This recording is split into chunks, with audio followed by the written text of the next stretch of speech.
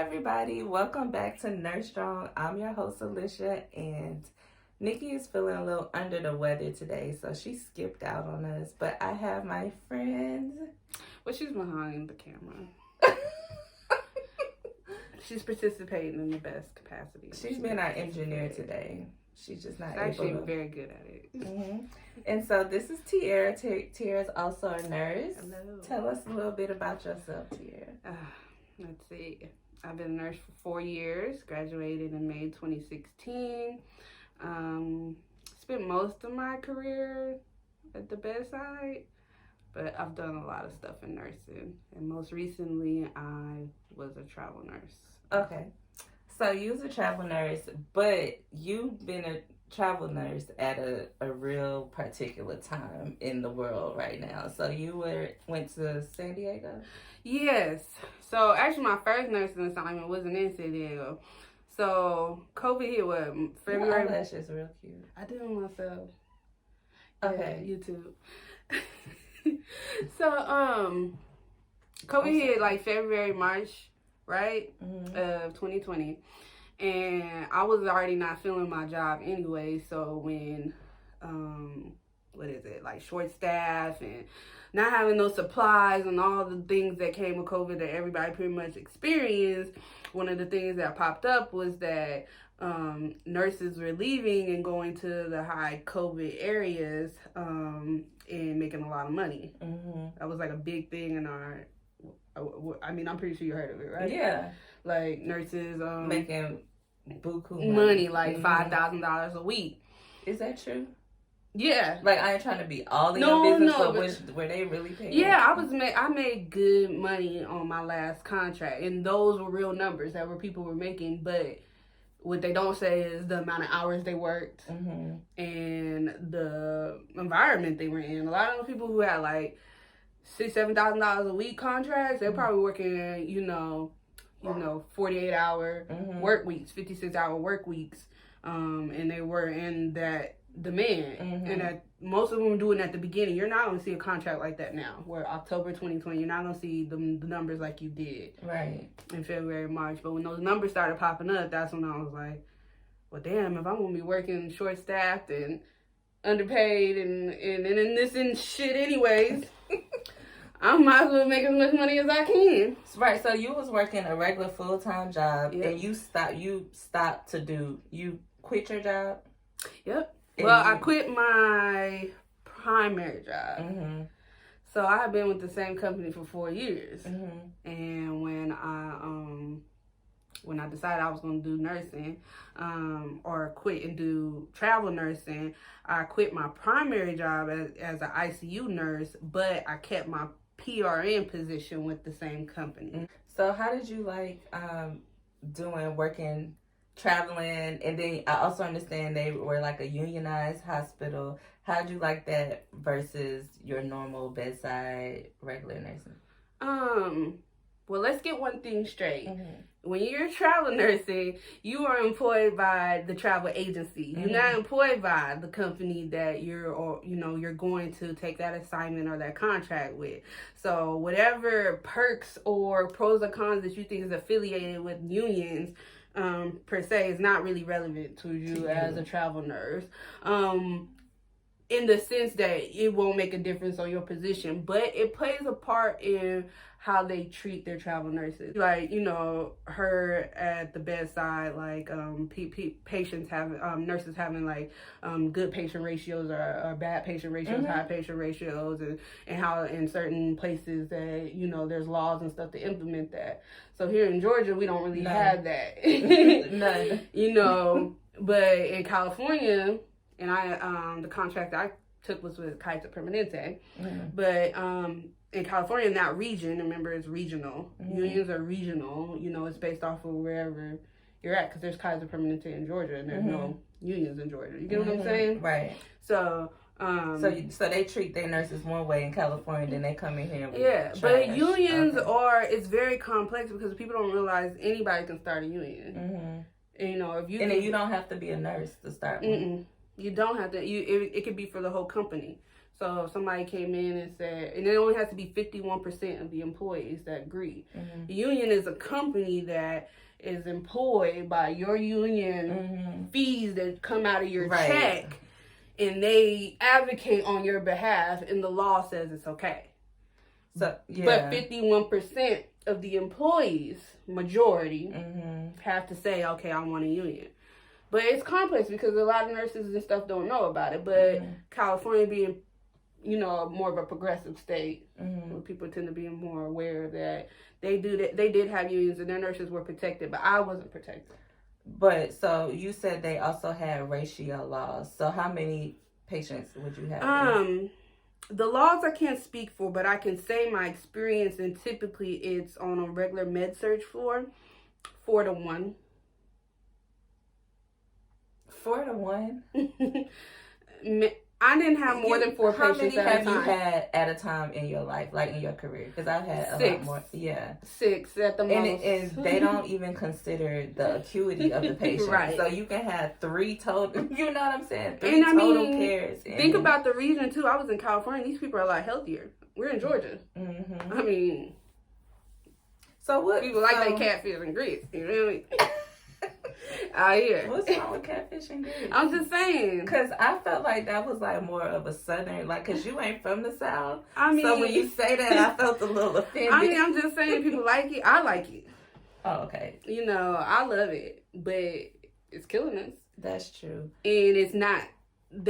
People in California that the acuity of the patients weren't. I'm just sorry. They weren't as sick in California. They were not. I never thought about that, but now that I'm thinking about it, because I've never been to California, but I said when I go, I'm always on a diet and I'm always trying to lose weight, but I'm gonna be for real because I feel like people in California are just beautiful, kind of like when I went to Miami. Yeah, people was just beautiful and in shape. So I'm like, yeah, I can see. It's an environment. That was the one thing I can say is that there was a lot more options, as far as food and. I thought you meant dudes. Oh, what the fuck? How did we get to dudes? That's what when I hear options, I just kind of go that way. Like, what's my options? I'm talking about just like eating healthy. There were a lot more eating healthy options, and people just they move around a lot more. I don't know, but we just known in the South to have be sicker, more comorbidities, and I didn't see a lot of that out there. But it's not to say that I didn't work hard. They definitely made me work for my money. So after taxes, and I'm a single woman with no kids, and to give you the idea of what my W-2 looks like, I took home $3,200 a week, and I worked a 48-hour work week. And did that for 6 weeks. 6 weeks. So would you do it again? Do you Fuck no. Why? Oh my gosh. Why? It wasn't worth my sanity. Okay. Yeah. It's not definitely. worth your sanity. I'm always preaching mental health. It's not worth. Now you're just putting $1 on. We're putting $1 on this, the nurse. Yeah. The dollar sign is. Yeah. How much you worth. Yeah, that's true. So that makes me, so we talked offline, and you said you didn't know if you want to be a nurse no more. Why you feel like that? I'm not. Because I go through that all the time. And I love being a nurse, but why do you feel that way? Okay, you love being a nurse. Because what? The special moments that you change people's life and people really thanked you, right? You sound like a commercial. But yes, like I love being a nurse because I like caring for people. I like the science of just illnesses in the human body. I like when I can make a difference in somebody's life and they appreciate it. I do not like I love being a nurse. I don't like working as a nurse, if that makes sense. It's a business. And I ain't go to school for business. So I think a lot of people feel like that in healthcare, period. Like it's a huge problem when you have to worry about a bottom line when you caring for somebody that's sick and you have the ability to care for them. You have the knowledge to do it. but there's a limit on your resources Right. and how effective you can do it, and Right. your success is being measured on things, not if the patient's like, oh my god, my quality of life is better, or I mentally feel better to handle this disease, or somebody, talk me off a ledge. Is based on, money, and how much you can get the smallest amount of nurses to do the most, how much money can you save, the equipment. Man, that made me so mad during COVID when they were like, we running out of gloves, we running out of gowns. No, you're not. Like, just stop. That really infuriated me. But I do think some places ran out, but I think it was our president. More. Yeah, our president do it. Our government didn't do a good job of supporting us until later on, because they wanted to make the bottom line was the dollar, and so that's why I'm only interested in nursing if it gets me to the bottom line, which is the dollar. And that's the same the way I feel, and not that I hate to sound like it's about money, but at the end of the day, I saw a post that said, you're replaceable at work, but you're not replaceable at home. So what I had to do is pretty much change what I was doing as a nurse and put my priorities a little different. And if it allowed me to be at home, if it allowed me to go on vacation, if it allowed me to buy the things I wanted, it allowed me to save the money I wanted to save, it allowed me time to work on things outside of nursing that I felt like would get me what I needed in life, then that's the job I would take. Mm-hmm. So I loved working at the bedside because I honestly love meeting new people, because people crazy, like not even like crazy, but funny crazy. Like, people live in so many different ways and people are so different. I love just talking to people. But I hated feeling unappreciated. I hated feeling like,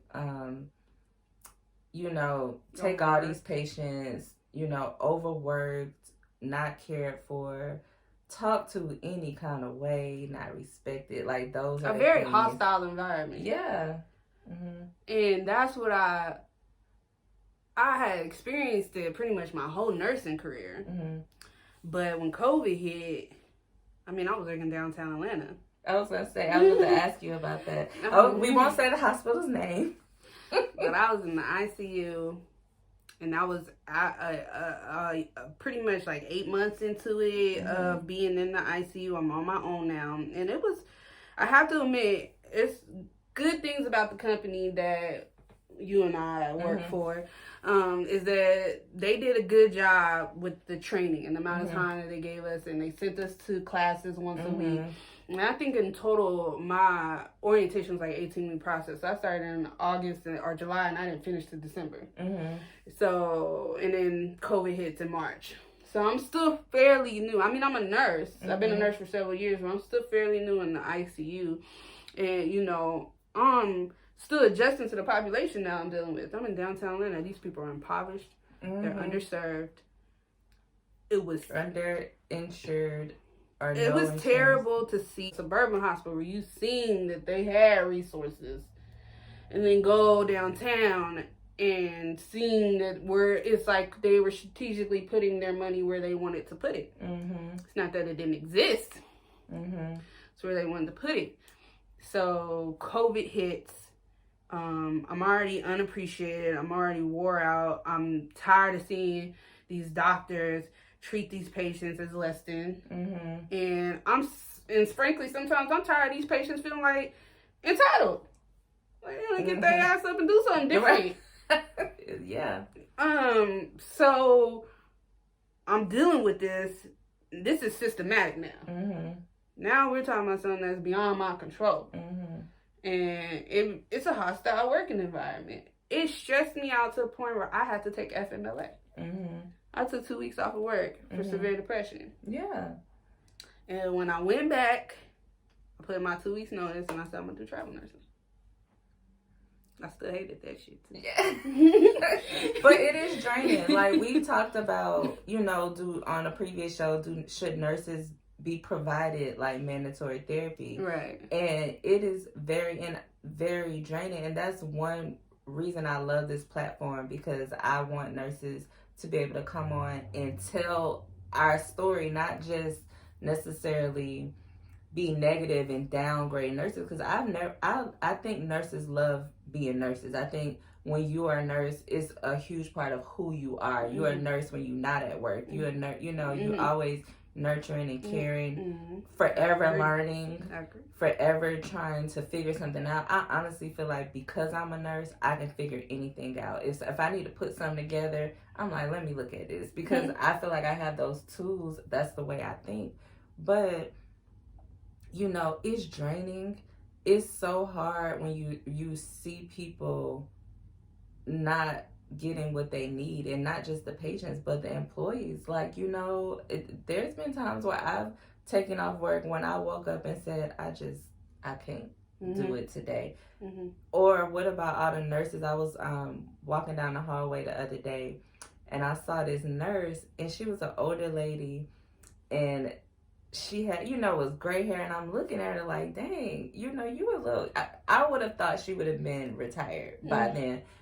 And not saying, I don't know why she was still working as her personal business, but she was limping. Right. Like, and she was holding her back. And I'm like, this lady probably done spent a huge part of her life taking care of people, and she's still working, limping and pain. And how many nurses do you know that have just as many health issues as the people we taking care of? So just as many ailments, just as many mental health issues, because they are constantly working and being guilted into not taking care of themselves. And then not talking about parents who do all this at work and then come home and take care of their family. And it's like not an environment. And then when you don't, if you call off or if you quit, they just funnel in somebody else. You're replaceable. Yeah, and they don't, I know me and Nikki have talked about how during COVID and so many people having childcare issues, it's no sympathy, it's no solution. Like, it's like, I've been working through this whole pandemic. So have you, so has Nikki, and it's no childcare, it's no change in our hours. If we don't go to work, we don't get paid because we're essential workers. So I agree that there needs to be some type of change in the whole culture of nursing and the whole way that it's set up, the way it's built. Like, it needs to be a radical change. It has to, unfortunately, from the time that we in, it has to start with legislation.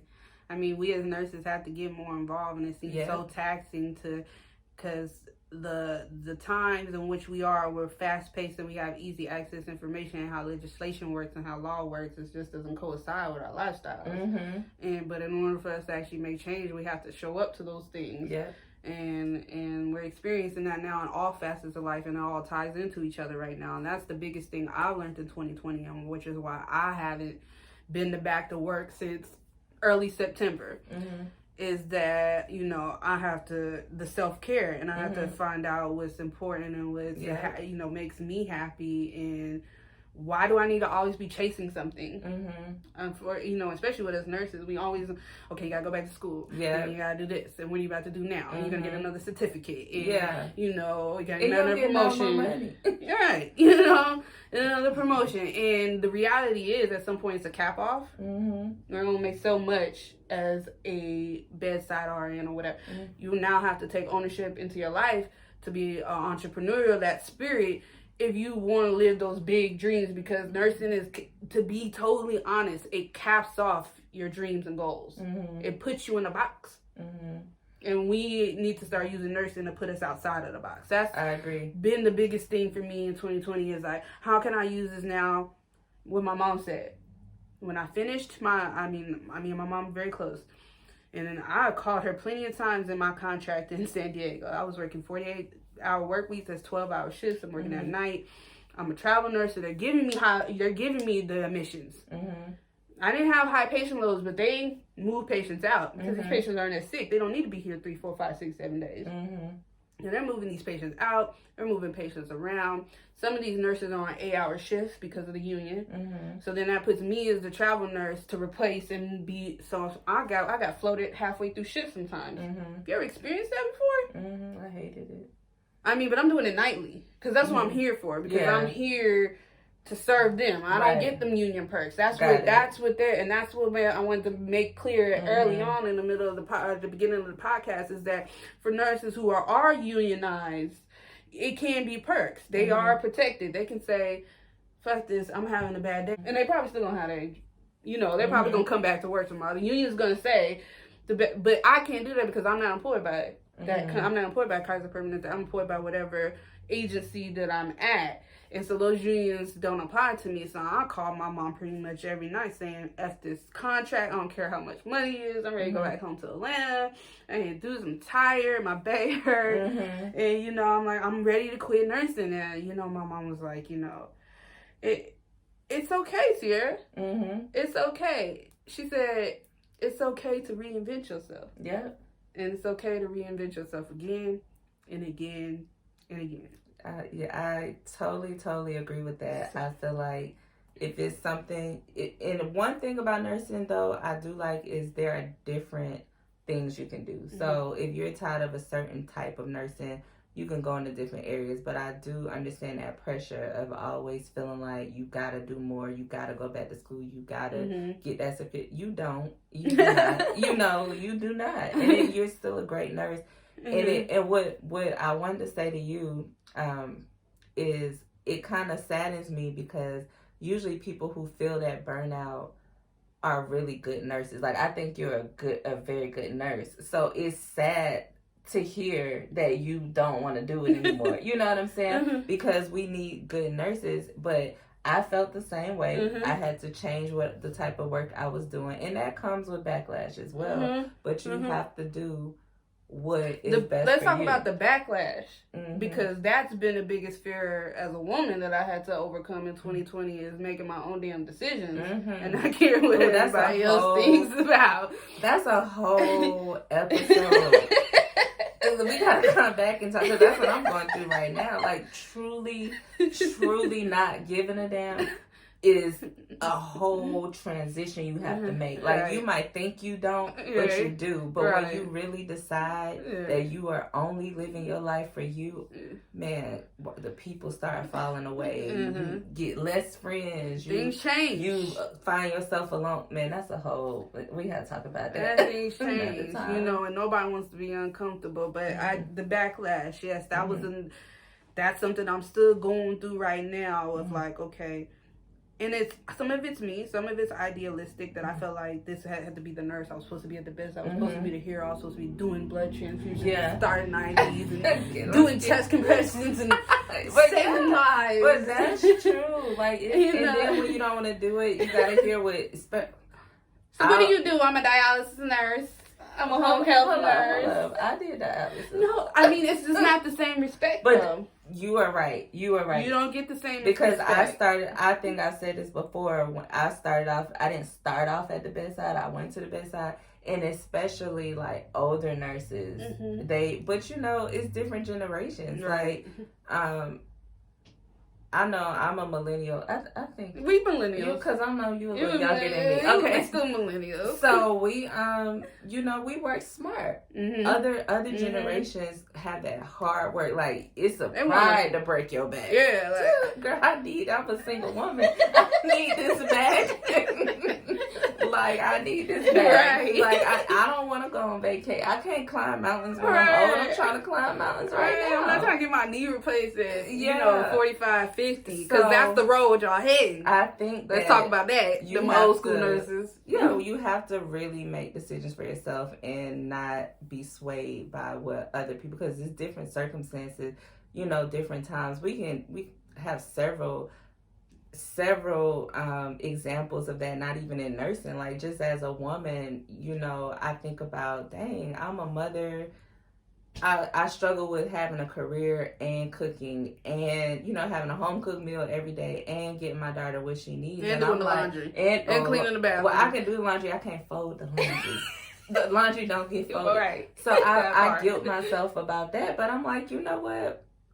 Women back then might not have been doing all the things I'm doing right now, you know, so I should not compare what I can get done right now with what people were doing before. It's different times, it's different priorities, and frankly, it don't even matter. If I don't want to do it, I don't want to do it, you know. So because I do think one that, life to live. But and that's probably the best thing about nursing is maybe. Because I realize sometimes we can have this conversation with people that aren't nurses, and they just don't understand the concept of life and gratitude and appreciation like we do. So it's a gift and a curse. You know, it's definitely I've definitely had patients who told me I was the best nurse they had. I changed their life. It was for you. You saved my life. That is amazing. I wish I could do it 1,000,000 times over. Right. But I can't. Right. And so when I can't, I need to devote that other energy to something else. And that's what I've been doing as myself. So I've been off of work. I don't plan on going back to work for the rest of 2020. Yeah, figure out what you want to do. And if you go back to nursing, after taking this time, you're going to be more refreshed. You're going to be more focused. You know, you might not want to work those hours. You might want, whatever you decide, but I feel like it's really ultimately all about you, as with everybody else. It is all about us. Everything that we need is within us. And once you start looking inward and fixing inward, I think that's when things start opening up for you. And so I think it's a great journey you're on. Take some time off, girl. Figure it out. Nurse strong. Well, we're going to wrap it up right there, y'all. Thank you so much for listening. Thank you, Tiera. I appreciate it. This was fun. This was fun. We can do this. Call me up anytime. I mean, I could find some more nurses. Yes, but I'm cutting her off. Thank y'all for listening. This was really fun. Tiera, thank you so much for joining our show. And, you know, and she's saying my name wrong because my name Alicia. But, you know, we done got in a fight over this before. I'm glad she's talking to me again. Alicia. So, did I say it right? Alicia. Yes. So, thank you for listening. Follow us on Instagram at Live Nurse Strong, Twitter at Live Nurse Strong. You can email us livenursstrong@gmail.com. And we will see you next episode. Thank y'all. Bye.